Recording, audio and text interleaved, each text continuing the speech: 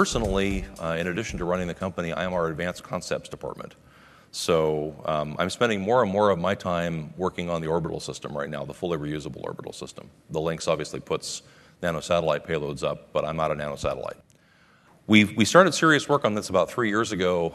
We'd always been thinking about it, and our roadmap had always included it.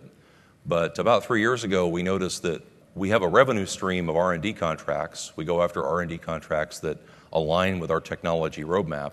And we were submitting fewer and fewer proposals for R&D contracts because we had run out of problems. And we pretty much had all the basic technologies for the suborbital vehicle in hand. So I went off to start working on the orbital system so we could refill the problem pipeline. And now that I have the orbital system much more clearly in mind, I got all kinds of new problems. So now we can go off and try to figure out how to get paid to solve them.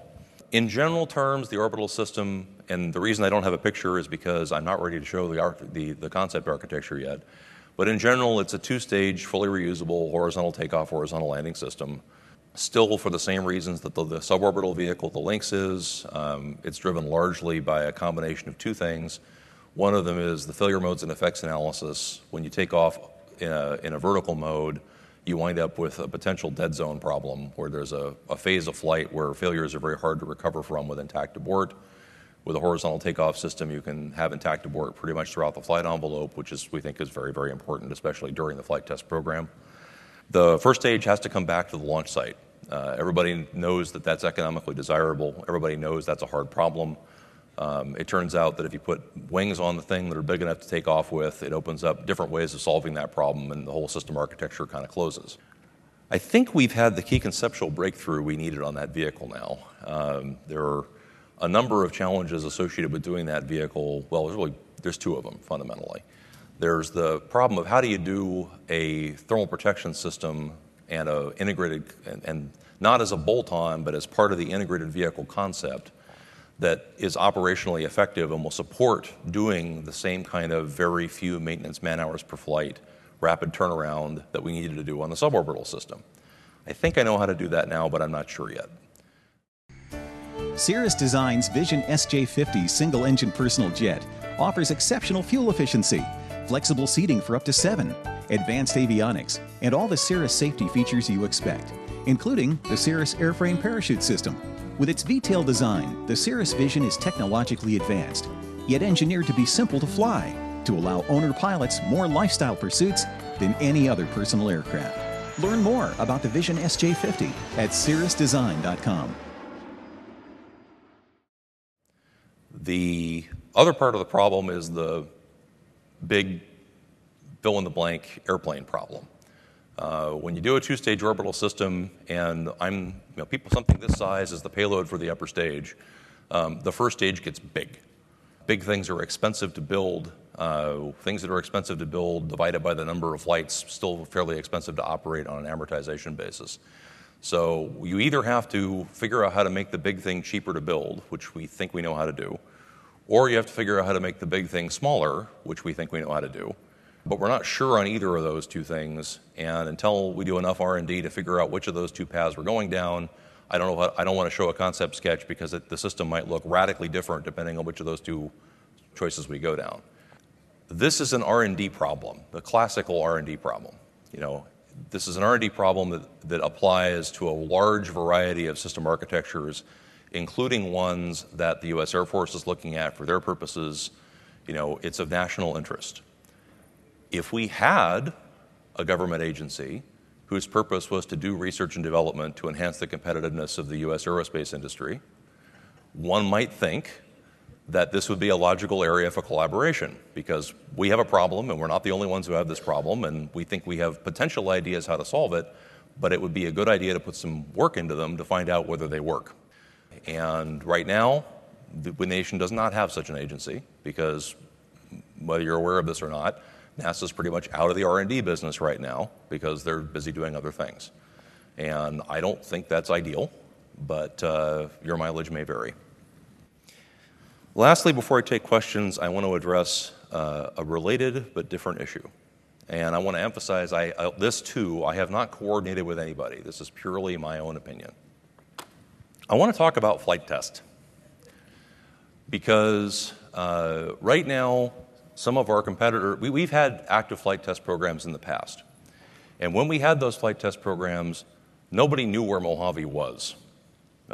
We could go off and we could test all kinds of strange stuff, and everybody would talk about it in the airport restaurants, and we'd talk about it on the flight line, but the pictures wouldn't show up on Aviation Week, and people would not be Twittering and blogging about all of the things that we were doing with every day. We'd just do the flight test program, and then we'd show the results.